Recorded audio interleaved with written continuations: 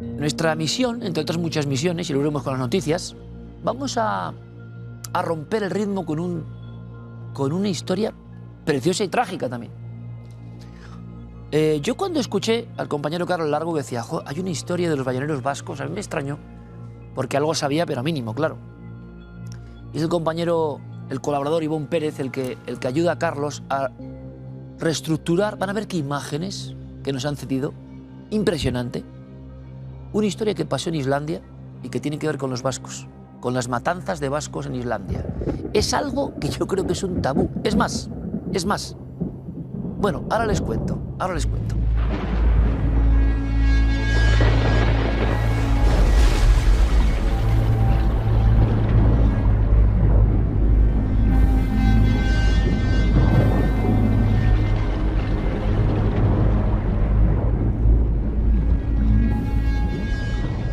Esta historia nos lleva a las gélidas aguas de Islandia, a la sombra o bajo la vigilancia de estos gigantes de la mar.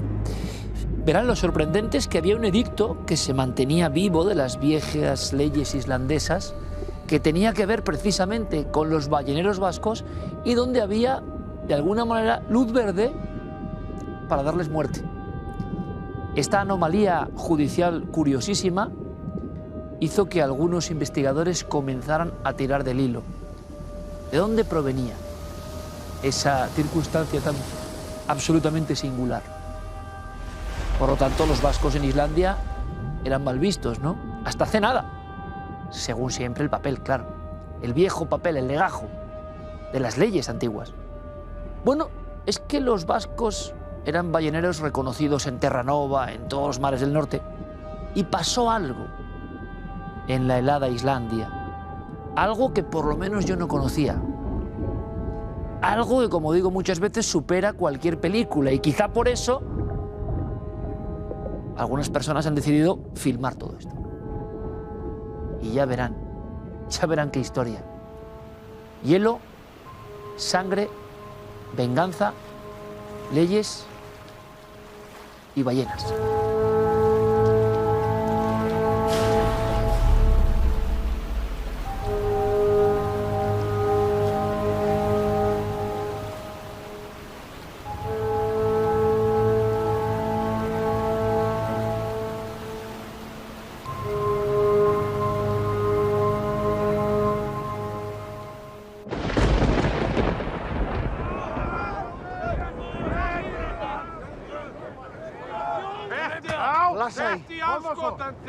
Lasai, hitz egin nirekin, baina ez egin ezer nire gizonei.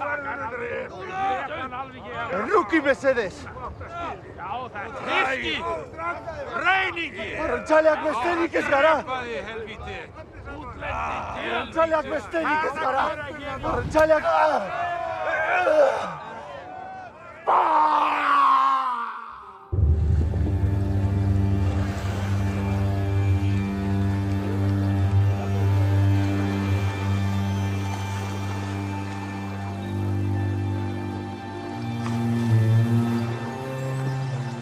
Aquí estamos en Pasaia, y en el siglo XVI Pasaia era el principal puerto de la carrera de Terranova.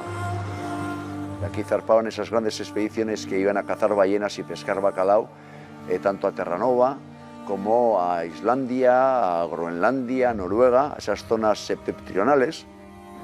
Muchas veces tenían que navegar entre hielos, y la verdad es que podemos hablar de una odisea donde la realidad supera la ficción, pero con creces. O sea, era aquello algo inimaginable para nosotros hoy día.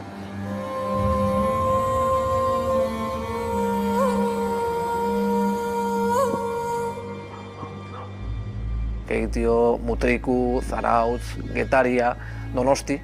Estos pueblos se dedicaban a cazar ballenas. Solían tirar un arpón desde la chalupa, cerca de la costa, se la clavaban a la ballena y digamos que la ballena no moría a consecuencia de este arponazo, sino que luego, cuando el arpón se quedaba clavado en su carne, pues arrastraba la chalupa, y una vez que arrastraba la chalupa, pues sangraban a la ballena, dándole pues puntadas, ¿no? con maderos afilados o también con trozos de hierro. ¿Qué pasa? Que no es que se extingue la ballena vasca, la ballena franca que le llamaban, sino que los vascos, los vizcaínos, que como se les llamaban, iban a pescar bacalao a Terranova, y estando pescando bacalao en Terranova se dan cuenta que ahí había más ejemplares de ballena que las costas vascas. Todo el tema del comercio de la caza de ballenas y los productos derivados de la caza de ballenas era algo muy importante. Entonces ellos ya habían hecho varias expediciones a lugares como Terranova y empezaban a buscar nuevas zonas donde quizá por la propia migración de los cetáceos hubiese más posibilidades, y entonces dieron un poco con la nueva ruta a Islandia.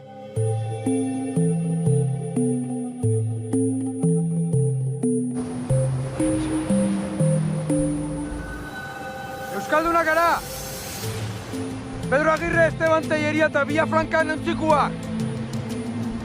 Balea, salea! Islandia por aquel entonces pertenecía a nivel legislativo a la corona danesa. Entonces la corona danesa mantenía una especie de monopolio comercial con la isla, y por ejemplo solo se permitía pescar o cazar ballenas en el periodo de verano. Una vez acabado el periodo de verano no se permitía a los extranjeros permanecer en la isla y estaban de alguna manera obligados a volver a las costas vascas, porque esa licencia, digamos, que caducaba. Los antiguos islandeses no veían como amenaza a los vizcaínos, a los vascos, solían capturar las ballenas y una vez que las capturaban solían regresar a casa, no tenían ningún fin de quedarse ahí a vivir permanentemente. Entonces los islandeses pues tenían buenas relaciones, crearon un dialecto propio, un idioma básico rudimentario que solían utilizar para comunicarse, para tareas básicas, para saludarse y demás. Pero el 19 de septiembre de 1615 se da inicio a una masacre, a una caza furtiva de vascos, silenciado. Es gracias a Xavier Irujo, a Selma Hasley y a su hijo, a Michael Backham, que esto sale a la luz. Selma Hasley fue la pionera, empezó a ahondar, a bucear en los archivos de la Universidad de Oñate en Guipúzcoa, y empieza a investigar digamos, los viajes de los vascos al Labrador, y se topa que hay un suceso en 1615 que es uno de los sucesos que más ensombrece, más avergüenza a la sociedad islandesa, y uno de los sucesos que nos han mencionado en la historia negra de España. En 1715, 3 de estos galeones que han ido a pescar ballenas al norte del Atlántico, bueno, hay más que zarpan de San Sebastián y de la costa vasca, quizás unos 15, algunos van al norte de Noruega, pero otros recalan en Islandia, y de los cuales 3 en los fiordos del oeste se hunden a mediados de septiembre, justo antes de volver a casa.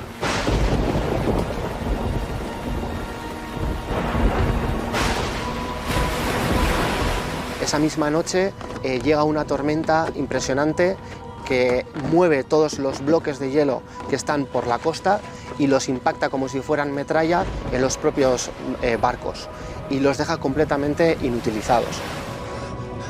De hecho, hay algunos de los marineros que mueren en este momento y muchos otros consiguen volver a nado a la costa, y allí se ven en la terrible situación de que no pueden volver a las costas vascas y que están atrapados allí, y que además se han quedado sin una licencia legal que les ampare una vez llegado el invierno, después del final del verano.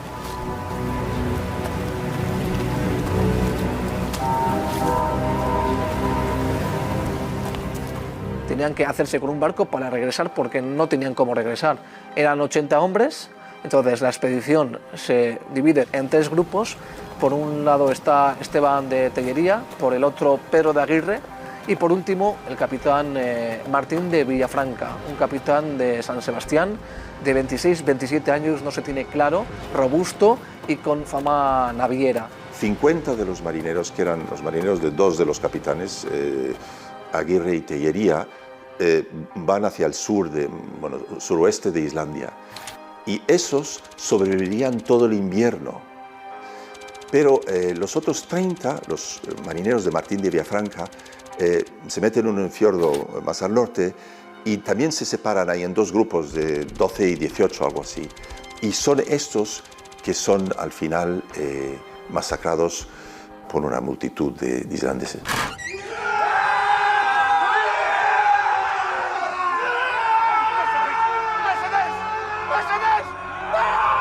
Un ilustrado, John el Sabio, que escribe un poema autobiográfico que les conoció a estos marineros y describe la matanza. Y los versos describen muy vivazmente cómo fallecieron y cómo falleció en particular Martín de Villafranca, que debió ser un hombre que él dice alto y fuerte, imponente.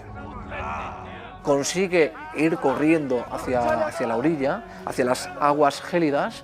Entonces, los chicos de Magnusson, no contentos con haberle herido de muerte, no contentos con que Martín de Villafranca nade y casi muera no ahogado, sino helado, van tras él, se lanzan a perseguirlo con chalupas, como lo hacían los vascos con los cetáceos. Uno de los hombres de Magnusson le tira una piedra a Martín de Villafranca, le da en la cabeza, le hace una brecha, le hace una herida grande, según el cronista de la época, John el Sabio, y lo devuelven a tierra.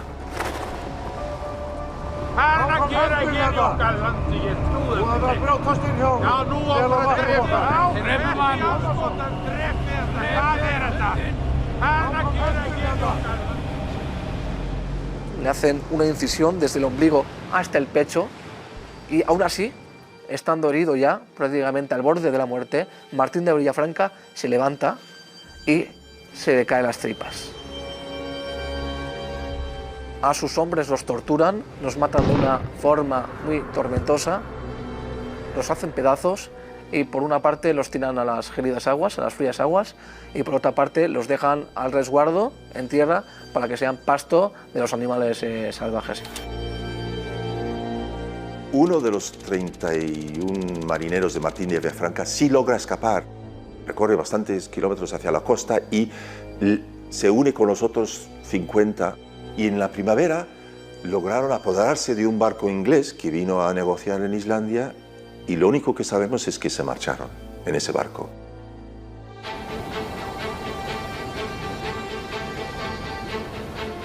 Muchas veces nos preguntamos por qué les mataron, por qué les asesinaron de esta manera tan terrible y tan brutal.